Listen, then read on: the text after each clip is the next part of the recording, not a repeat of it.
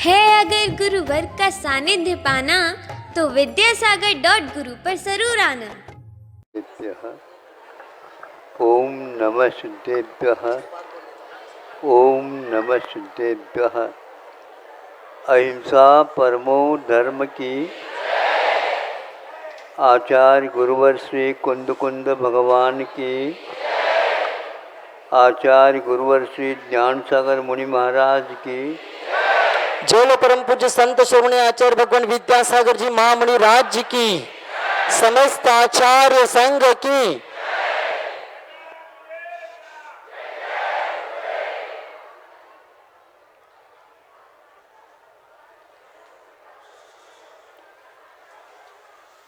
कहीं कहीं पर मंथन से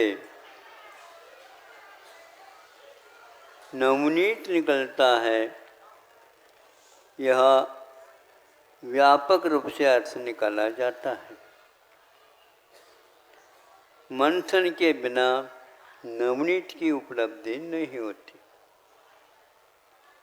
किंतु मंथन किसका हो, यह भी सर्वप्रथम हमारे दिमाग में रहना चाहिए।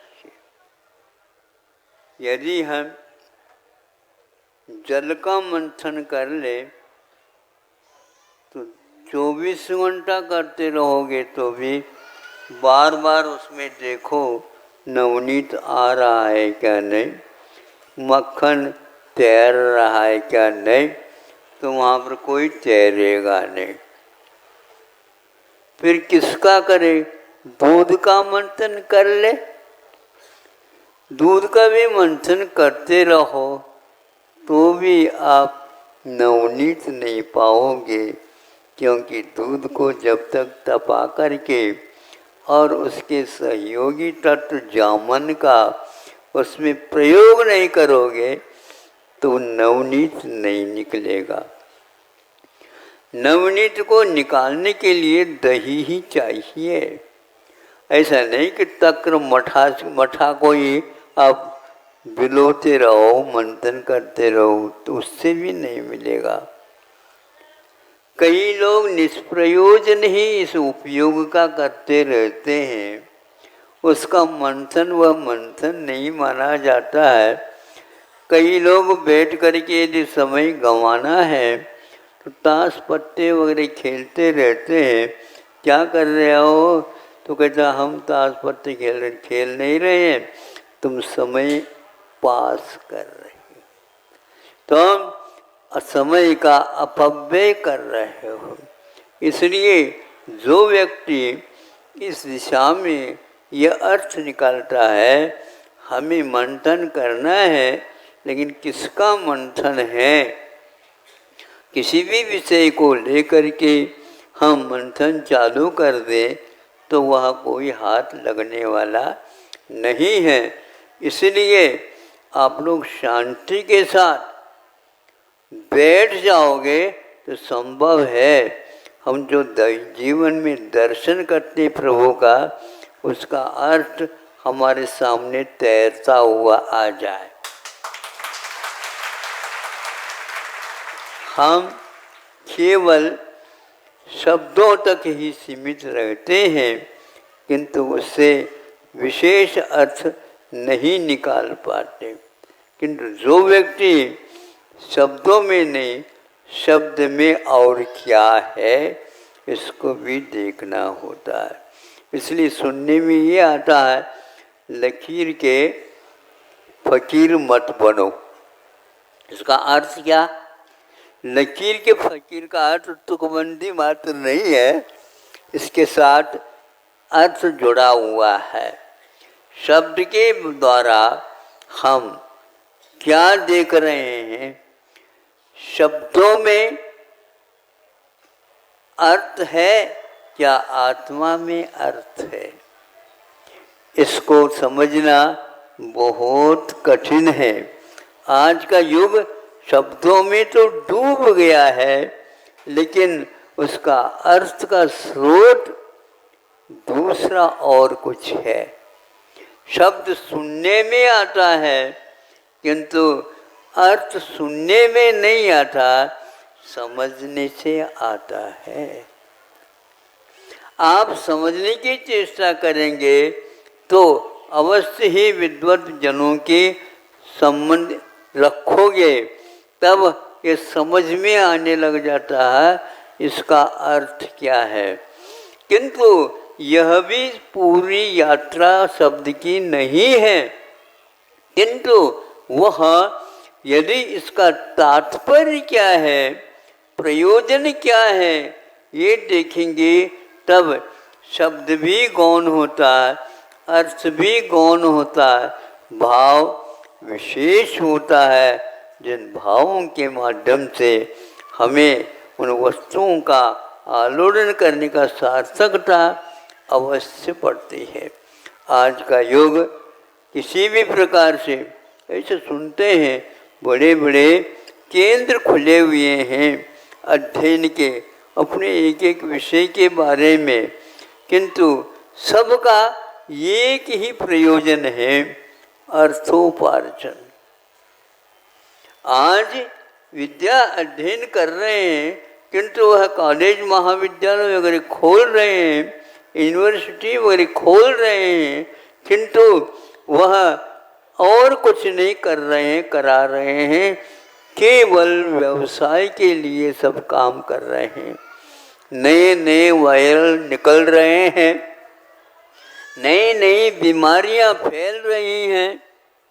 अब इन बीमारियों के लिए और सोचते हैं कि हमें क्या होना है।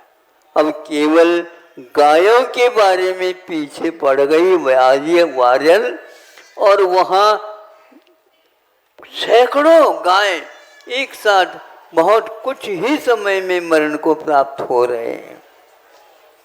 किसी के हृदय में कोई अनुकंपा देखने को उपलब्ध नहीं होती। जब मनुष्य भी इस प्रकार चले जा रहे हैं तो पशुओं को कोई पूछने वाला है ही नहीं। ऐसी स्थिति में भारत ही एक ऐसा देश है, वहाँ चिकित्सा के साथ साथ किसकी चिकित्सा, मनोमीमांसा पहले चाहिए। दया के अभाव में अर्थोपार्जन करना किसी भी प्रकार से वह योग्य नहीं है। इस युग को अभी भी समझ में नहीं आ रहा।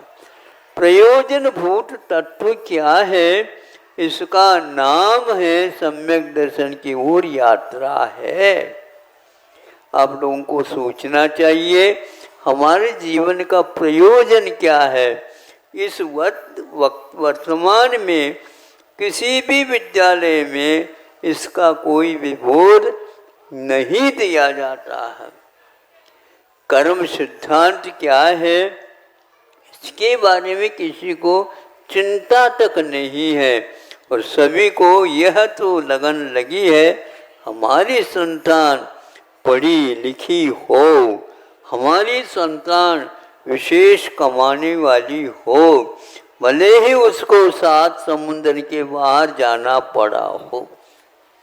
माता पिता सब भूल जाते हैं पुत्र और पुत्रियों को भूलना तो फिर भी ठीक है, पुत्रों को कैसे भुलाया जाए, लेकिन माता पिता को ये चिंता रहती है यदि ये पुत्र को हम योग्य पैसे के अपेक्षा से नहीं बनाएंगे, इसका कल्याण नहीं होने वाला।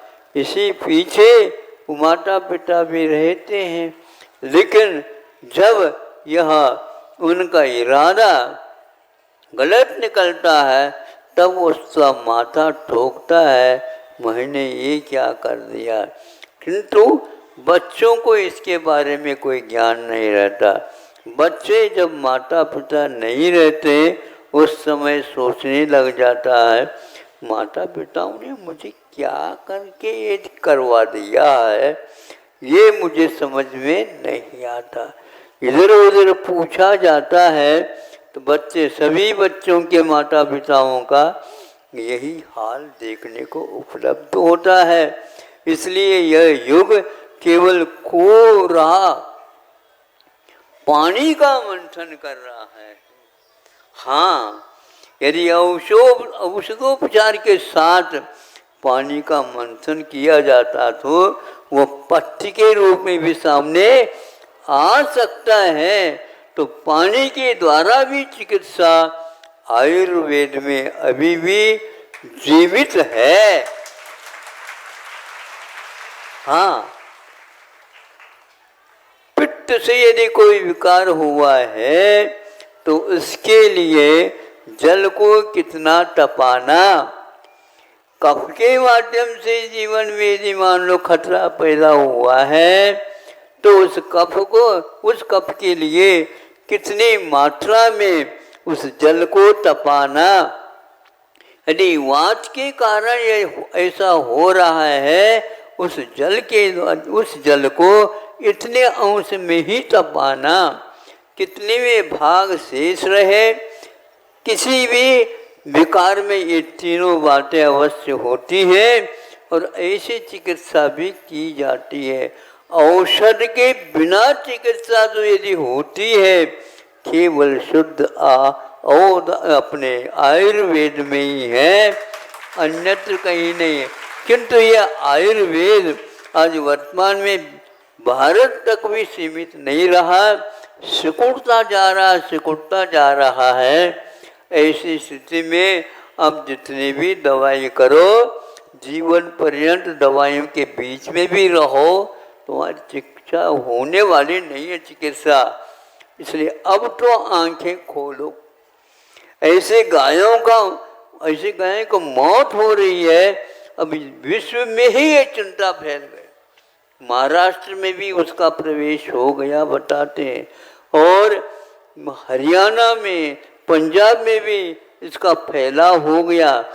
देखते देखते ही 1-2 दिन के भीतर अच्छे नस्ल की गायें भी नीचे धड़ाम से गिर रहे हैं। उसके लिए फूले फूले हो जाते हैं शरीर में, उसमें से खून निकलना प्रारंभ हो जाता है।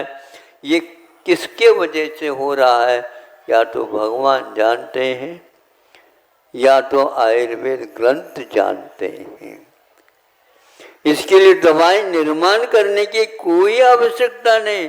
दवाइयाँ यदि नहीं भी मिलती तो पानी के माध्यम से भी, और हमारे यहाँ नियम संलेखना के लिए आचार्यों ने कहा तुम पानी पर आ जाओ। यदि पानी भी आपके लिए बाधक बन रहा है तो पानी का भी त्याग करो और तुम पंच नमस्कार के ऊपर ध्यान दो। अहिंसा परमो धर्म की। चलो परम पूज्य